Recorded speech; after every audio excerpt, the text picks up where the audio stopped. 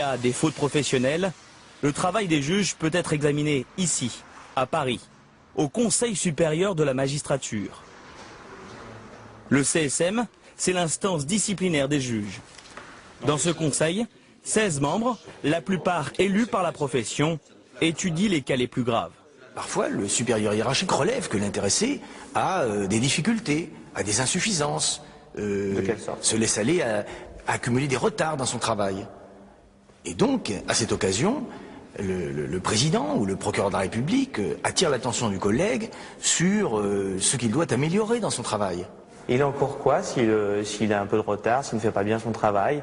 Alors, si c'est peu grave, il a un avertissement, comme ça se pratique n'importe où. Il peut avoir un blâme, alors là c'est solennel, un blâme, c'est inscrit à son dossier. Et puis dans les cas les plus graves, il peut être révoqué. Mais ces sanctions sont rares. Ces 5 dernières années, le CSM en a prononcé 35, et très peu pour des raisons strictement professionnelles, plutôt pour des affaires de mœurs ou de corruption. Le juge Karl, par exemple, se servait de sa salle d'audience comme d'un studio de photos de charme. Il a été muté d'office. Le vice-procureur Jean-Louis Voirin a été révoqué pour trafic d'influence. Le substitut général Michel Joubrel, soupçonné d'échange d'images pédophiles, a été mis à la retraite d'office. Des cas flagrants, des cas graves. Pour certains, il a fallu des années avant d'arriver à une sanction. Car la justice a parfois du mal à faire le ménage chez elle, comme à Angoulême. Il y a 3 ans, une étrange affaire a secoué tout le petit tribunal de la ville. Armel Leny est journaliste pour le quotidien local. Le 15 octobre 2003, il assistait ici à une audience du tribunal correctionnel. Une audience étonnante. Alors c'est là que ça s'est passé, c'est là dans la salle d'audience. Oui, effectivement, comme toutes les semaines, je venais pour une audience correctionnelle avec des histoires un petit peu du quotidien. C'était en fin d'audience, j'allais partir parce qu'il n'y avait plus d'affaires qui me semblaient intéressantes. Et puis je me dis, tiens, une petite histoire de voisinage, je vais regarder, il y a peut-être quelque chose de pittoresque. Et puis c'est à ce moment-là où Nina est venue me taper sur l'épaule pour me dire, regardez ce qui se passe, c'est hallucinant. En pleine audience, cette dame, épouse d'une victime, a remarqué l'attitude étrange de l'un des 3 magistrats qui siègent cet après-midi-là. Le juge assesseur, assis à la droite du président, a les jambes croisées, la robe relevée, il est en train de se masturber. Aujourd'hui encore, Françoise Jans et Armel Leny n'en reviennent toujours pas. Quand même que tu l'observes, on peut avoir quelque chose qui démange, une démangeaison, mais aussi répétitive, non. Je m'en suis inquiétée, mais bon, je me suis dit, après tout, Françoise ne voit pas le mal partout. Quand même, c'est un juge, c'est pas possible. À part Armel Leny, Françoise Jans et une avocate, personne ne se rend compte de rien. Les 2 autres magistrats présents continuent de siéger. Ce soir-là, l'audience ira même à son terme. Mais dès le lendemain, l'affaire sort dans le quotidien régional. Et le juge est immédiatement suspendu. Mais qui est ce magistrat? À la Charente Libre, Armel Leny mène son enquête. Voilà. Et donc, octobre 2003, avec les articles qu'on avait fait à l'époque.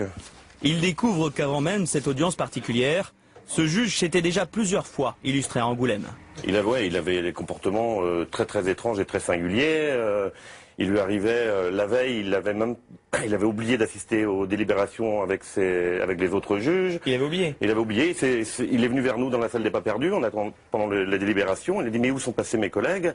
On a dit, mais ils sont partis délibérer. Il dit, bon, ben, c'est pas grave. Tout à l'heure, je ferai une entrée à la Johnny dans le tribunal. Il entrait à la Johnny. Voilà. Ça veut dire quoi, une entrée à la Johnny? Mais je sais pas trop ce que ça voulait dire. Enfin, bon, il était, À la Johnny Hallyday. Voilà, Johnny Hallyday, sans doute. En fait, ce juge souffrait de troubles mentaux depuis de nombreuses années. Lorsqu'il arrive en Charente à l'été 2003, il est en mi-temps thérapeutique. Il a déjà derrière lui 10 ans de carrière, dont 4 en arrêt maladie. Mais au palais d'Angoulême, son supérieur, Gilles Roland, lui fait tout de même pleinement confiance. Au point qu'il lui offre tout de suite de siéger en audience correctionnelle. 3 mois plus tard, c'est le dérapage. À ce moment-là, il a perdu la maîtrise de ses actes. Il a perdu son libre arbitre.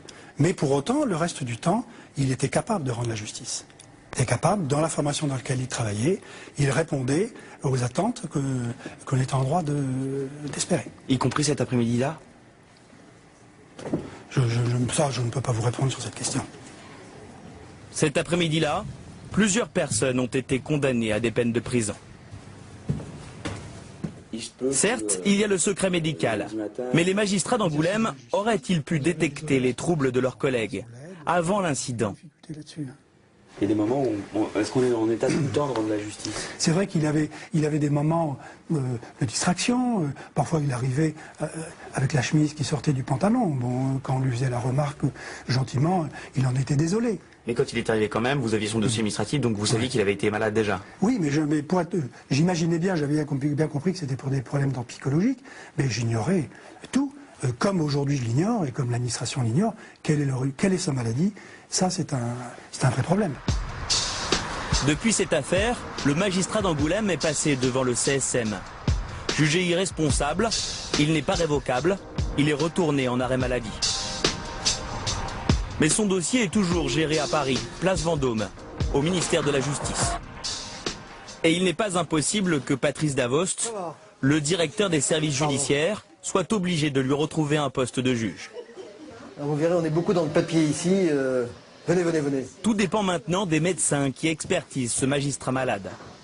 S'il prévoit la réintégration du magistrat en mi-temps thérapeutique, l'administration, donc le ministère de la Justice, comme dans toute autre administration, est tenu de réintégrer le magistrat dans des fonctions. Le problème, c'est de savoir dans quelles fonctions. Nous n'avons pas de position de hors-cadre, de position de disponibilité pour maladie, et donc il faut assumer cela, et ça c'est un véritable problème. Des juges atteints de troubles et qui siègent en audience, des juges inattaquables sur leurs décisions et des sanctions très rares. Le ministère de la Justice réfléchit à une réforme de la responsabilité des magistrats. Un groupe d'experts a été nommé. C'est le 4e en 5 ans.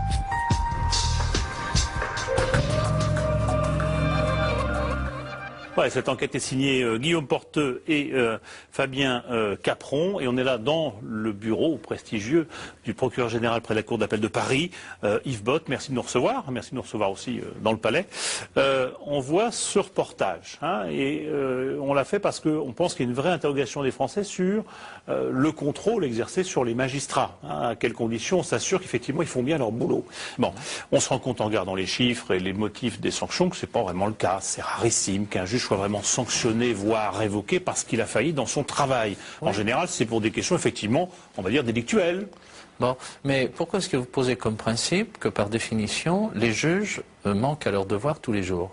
Non, je dis pas ça. Bah si, puisque vous partez du principe que, finalement, il n'y a pas suffisamment de sanctions. C'est que vous estimez qu'il y a beaucoup plus de manquements qu'il n'y a de sanctions. Très rares. Donc je crois on s'interroge sur l'efficacité, sur la réalité de ces sanctions-là. Mais la responsabilité, dans le cadre de l'exercice d'une profession, prenez les médecins, par exemple, parce qu'il y a beaucoup de points communs entre nous. Prenez-les. Cela s'apprécie aussi en fonction des conditions propres au métier qui est exercé, à sa difficulté réelle, et aux conditions dans lesquelles le magistrat se trouve, comme le médecin se trouve, quand il a une décision à prendre. Et ça, c'est quelque chose qui n'est pas connu, et, pardonnez-moi de le dire, mais ça ne ressort pas, en tous les cas, des reportages que j'ai visionnés. Bon. Mais le médecin, on le poursuit effectivement, s'il fait des fautes, on peut le poursuivre. Oui, mais le magistrat aussi. Le magistrat aussi. Simplement, ce qu'on constate, c'est que c'est pas souvent le cas.